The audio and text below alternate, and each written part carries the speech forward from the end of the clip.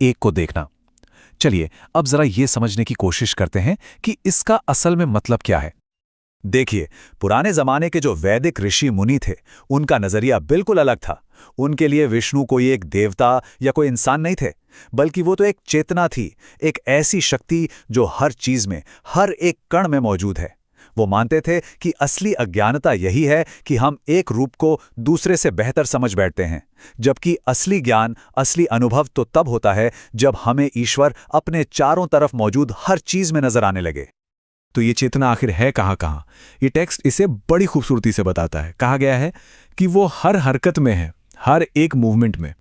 वो प्रकृति के हर रंग की चमक में है, सुबह की पहली किरण से लेकर रात की चांदनी तक, हर उस रोशनी में जिसे हम देख सकते हैं, महसूस कर सकते हैं। और बात सिर्फ यहीं तक नहीं रुकती, वो इस विशाल कायनात में घूमते हुए तारों के चक्र में भी मौजूद है। मतलब एक छोटे से कण से लेकर इस अनंत ब्रह्मांड तक, हर जगह वही है। अच्छा, तो ये तो हुई दर्शन की यानी फिलॉसफी की बात। लेकिन असली सवाल तो ये है कि इस एकता को, इस वननेस को हम अपनी जिंदगी में महसूस कैसे करें। और कमाल की बात यह है कि ये टेक्स्ट इसके लिए 3 स्टेप्स का एक प्रैक्टिकल रास्ता भी बताता है। तो ये रास्ता 3 पड़ावों से होकर गुजरता है। पहला स्टेप है ये समझना कि जो भी चीजें हमें अलग अलग दिखाई देती हैं, वो असल में एक ही एनर्जी के अलग अलग रूप हैं। दूसरा स्टेप है अपने अंदर और बाहर की जो शक्तियां हैं, उनके बीच एक बैलेंस बनाना। और जब ये दोनों हो जाते हैं, तब आता है तीसरा और आखिरी पड़ाव, जिसे कहते हैं महारत। लेकिन रुकिए, यहां महारत का मतलब वो नहीं है जो हम आमतौर पर सोचते हैं।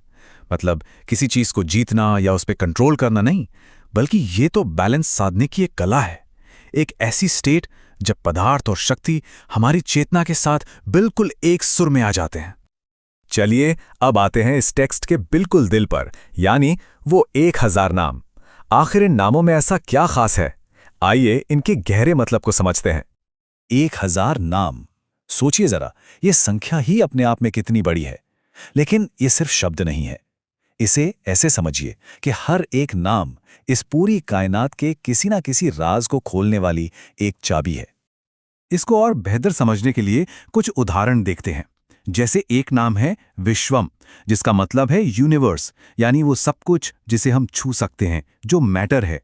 फिर एक नाम है विष्णुहम, यानी वो शक्ति, वो फोर्स जो हर चीज में फैली हुई है।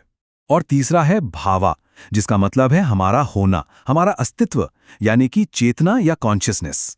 तो हर एक नाम हकीकत के इन्हीं 3 लेवल्स, मैटर, फोर्स और कॉन्शियसनेस के किसी ना किसी पहलू को हमारे सामने रखता है।